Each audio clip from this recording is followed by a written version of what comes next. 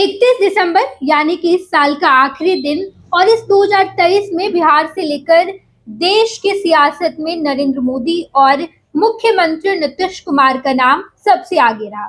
इस पूरी सियासत में कांग्रेस शायद ही कहीं पर नजर आई है और अब जब मुख्यमंत्री नीतीश कुमार जेडीयू के राष्ट्रीय अध्यक्ष बन चुके हैं, इंडिया गठबंधन भी अपनी रफ्तार से आगे बढ़ रही है और एनडीए ने भी 2023 से लेकर 24 के चुनाव की तैयारी कर ली है। तो आज हम आपको बताएंगे कि आखिर 2023 की सियासत में क्या कुछ हुआ है और 2024 की तैयारी किस तरीके से ये तमाम दल कर रही है। हमारे साथ गणेश सम्राट जुड़ेंगे और हमें बताएंगे कि आखिर 2024 में जो सियासत है वो कौन सा मोड़ लेगी। गणेश, देखिए ना, साल 2023 का आज आखिरी दिन और अंतिम दिन की हम लोग चर्चा कर रहे हैं। और देखिए क्या कुछ हुआ। देश में नरेंद्र मोदी की चर्चा हो रही है, बीजेपी की चर्चा हो रही है। साल 2024 बीजेपी वर्सेस लोगों की होने वाली है। सियासत की बात करें तो फिल्म की बात करें तो फिल्म की भी बात अलग हो गई है, लेकिन हम साल 2023 की प्रमुख घटनाक्रम पर नजर डालते हैं तो सबसे ज्यादा सुर्खियों में क्या रहा। अगस्त के महीने में लालू प्रसाद यादव सुर्खियों में रहे, नीतीश कुमार सुर्खियों में रहे, बीजेपी के खिलाफ इंडिया गठबंधन की मुहिम सुर्खियों में रहा, राहुल गांधी की यात्रा सुर्खियों में रही। लेकिन साल के अंत आते आते नरेंद्र मोदी के सामने देश भर में केवल दो ही चेहरे की चर्चा हो रही है, एक नीतीश कुमार और दूसरा बीजेपी के खिलाफ कौन लड़ेगा। क्योंकि देश में सबको पता है, दुनिया में सबको पता है कि भारत के अंदर अगर लोकसभा चुनाव 2024 की बात होगी, साल 2024 की सबसे महत्वपूर्ण दिनों की बात होगी, तो उसमें केवल लोकसभा चुनाव की चर्चा होगी। केंद्र की सरकार कैसे बन रही है, कौन सी सरकार बन रही है, क्योंकि उससे भारत के भविष्य बनना है।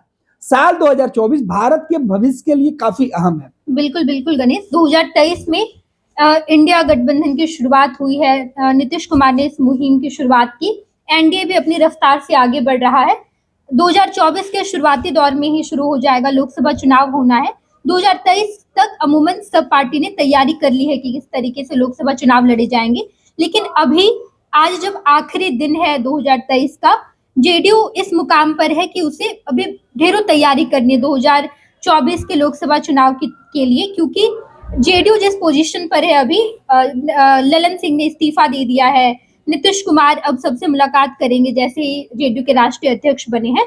तो बिहार की सियासत में अभी क्या कुछ उतार चढ़ाव होने बाकी है 2024 में। देखिए ना, साल 2023 का अंत की बात कर रहे हैं। साल 2023 के दिसंबर और नवंबर का जो महीना है वो बेहद खास रहा बिहार सहित देश भर की सियासत के लिए। एक 2024 की शुरुआत अगर आप करते हैं तो उसमें अयोध्या आ जाएगा, 2024 के चुनाव में रणनीति बनेगी, लेकिन साल 2023 को सियासत के लिए अहम माना जा रहा है। बिहार सहित देश भर के सियासत के लिए 5 राज्यों के चुनाव के नतीजे आए। कई जगह पर 5 राज्यों के चुनाव में कांग्रेस को बहुत स्थिति मजबूत नहीं दिखी, खराब दिखी।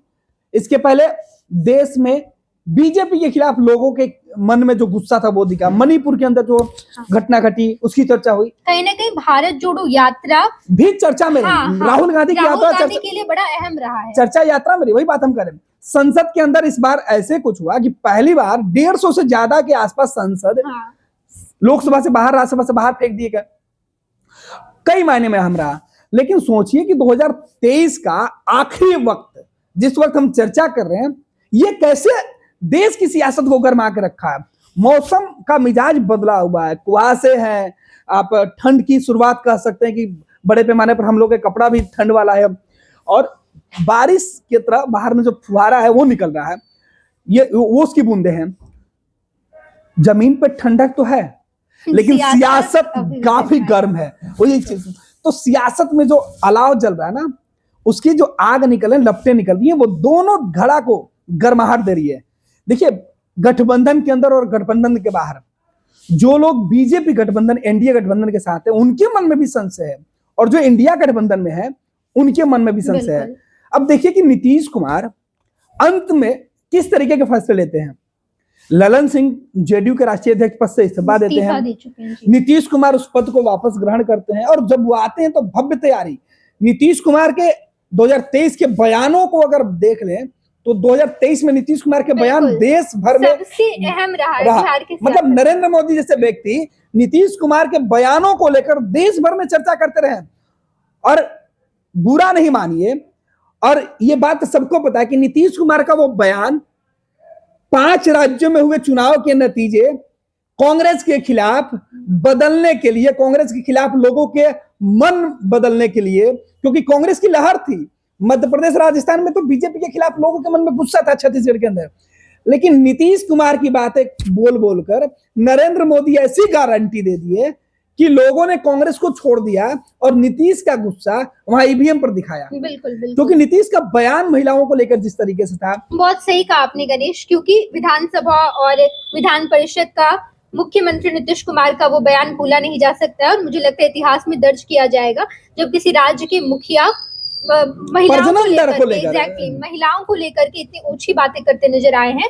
इसके साथ साथ नीतीश कुमार की जो अभी पोजीशन है बिहार की सियासत में, कहा जा रहा है कई सारे पॉलिटिक्स के ज्ञानी जो है, जो राजनीतिक में काफी ज्यादा दिलचस्पी रखते हैं, उनका कहना है कि 2024 नीतीश कुमार के लिए कहीं ना कहीं बेहतर नहीं होने वाला है, क्योंकि बिहार के लहजे से भी देखा जाए, देश के लहजे से भी देखा जाए तो लेकिन नीतीश कुमार के लिए वो बेहतर होगा या नहीं, वो तो 2024 के शुरुआत से लेकर अंत तक, शुरुआत जिस तरीके से हुई वो बता रहा है कि नीतीश 2024 में मुख्य भूमिका में रहेंगे।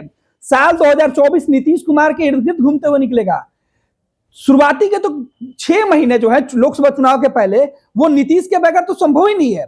देखिए इंडिया गठबंधन में नीतीश किस तरीके से, आज ललन सिंह क्या कह रहे हैं, ललन सिंह कह रहे हैं कि इस्तीफा हमने दिया है, नीतीश कुमार सर्वमान्य नेता हैं और नीतीश कुमार इंडिया गठबंधन को जोड़ने वाले नेता है, सारथी की भूमिका में है, वो पुल थे, वो एक सेतु है जो नरेंद्र मोदी के खिलाफ उन तमाम लोगों को एकजुट कर रहा है। तो नीतीश कुमार अगले 6 महीने तक, साल 2024 के 6 महीने तक नीतीश कुमार हर तरीके से, चाहे वो नरेंद्र मोदी के खिलाफ हो या नरेंद्र मोदी के साथ जाकर हो, हर तरीके से नीतीश कुमार चर्चा में रहेंगे।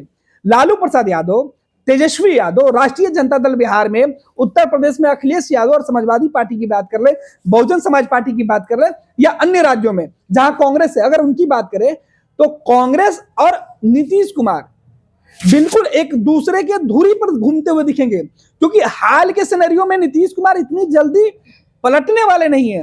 लेकिन अगर नीतीश, सियासत में कुछ भी असंभव नहीं होता, बिल्कुल बिल्कुल, और कभी भी कुछ भी हो सकता है। सियासत में ना मुहूर्त देखा जाता है और ना ही ग्रह गोचर, बस लाभ देखा जाता है। कब सत्ता बच जाए, किसके साथ हाथ जोड़ने से, किसको गले लगाने से, बस इस बात का ख्याल रखा जाता है। मेरा मानना है कि सियासत में ना ग्रह गोचर के कोई बात होता है, ना ही दोष होता है, कोई नक्षत्र की बात नहीं होता, ना ही कोई मुहूर्त होता है। सियासत में बस एक ही चीज होता है कि जिससे, चाहे वो दुश्मन हो या दोस्त, सत्ता किसके वजह से मिलती रहे, किसके वजह से कुर्सी पर पहुंच जाए, बस उस बात का ख्याल रखा जाता है। तो हाल के नतीजे देखिए चुनाव में, नरेंद्र मोदी नीतीश कुमार के एक शब्द के बयान को लेकर 5 राज्यों में जिस तरीके से नैरेटिव सेट कर पाए, जिस तरीके से लोगों के मन में एक पूरा गठबंधन, कांग्रेस गठबंधन के बारे में लोगों के मन में एक धारणा पैदा कर दी। बड़ा अहम मुद्दा ये भी है कि बिहार सरकार ने जाति आधारित गणना करवाई, लेकिन इसी जाति आधारित गणना जिसे लोकसभा में मुद्दा बनाने की कोशिश करेगी इंडिया भी, और नीतीश कुमार भी मैं भी वही आ रहा था कि एक बयान नीतीश कुमार की जाति आधारित गणना की पूरी उपलब्धि को ढक दिया इससे। लेकिन नरेंद्र मोदी ने भी इसका जो है वो तोड़ ढूंढ लिया। उन्होंने कहा कि मेरे लिए 3-4 जाति ही है, महिलाएं हैं, जिसमें गरीबी जिसमें आता है, जाति आधारित वो गणना जिसे कहा जा रहा है कि राष्ट्रीय स्तर पर भी करवाया जाना चाहिए। नीतीश कुमार प्रमुखता से इस बात को रखते हैं, लेकिन नरेंद्र मोदी ने उसका भी तोड़ ढूंढा और कहीं ना कहीं इसका अंजाम देखने को मिला 5 राज्यों के विधानसभा चुनाव में। बिल्कुल। अब अगर 5 राज्यों के चुनाव से अगर बाहर हम निकलते हैं तो हम बात करते हैं नीतीश कुमार साल 2023 में चर्चा में क्यों रहे। बिहार में शिक्षकों की नियुक्ति बड़े पैमाने पर हुई, ये बड़ा नौकरी की बात हुई और देश भर के लोग इसमें पार्टिसिपेट किए। और ये देश भर के लोग जो नौकरी बिहार में पाए, उन लोगों ने क्या कहा कि बिहार सरकार ने नौकरी दी है, लोगों का भरोसा जुड़ा, नौजवानों का भरोसा बढ़ा। पनोरमा ग्रुप, जो सोचता है वो करता है। ये लो मुंह मीठा करो, आज मैंने अपना जॉब छोड़ दिया, अब हम पूर्णिया वापस जाएंगे। जॉब छोड़ दिया है? मतलब ये घर कैसे चलेगा, हम करेंगे क्या, और माँ बाबूजी क्या बोलेंगे? इसलिए मैं एक और मिठाई का डब्बा लाया। अपने बिजनेस के लिए लोन अप्रूव हो गया। अरे लोन अप्रूव हो गया वो तो ठीक है, लेकिन पूर्णिया में हम रहेंगे कहाँ? अपना घर भी तो नहीं है वहाँ। इसलिए तो एक और मिठाई का डब्बा अलग से लाया हूँ। हमने पूर्णिया में घर ले लिया है, पूर्णिया के ई होम्स पैनोरमा में। पूर्णिया में पैनोरमा ग्रुप लेकर आए हैं ई होम्स पैनोरमा। बड़ा घर, आलीशान जिंदगी और अत्याधुनिक सुविधाओं के संग। अरे अरे, अब क्यों मुंह मीठा करवा रही हो? क्योंकि हम घर वापसी जो कर रहे हैं। घर वापसी की खुशी पूर्णिया में ई होम्स पैनोरमा के संग। ई homes panorama, luxurious lifestyle redefined.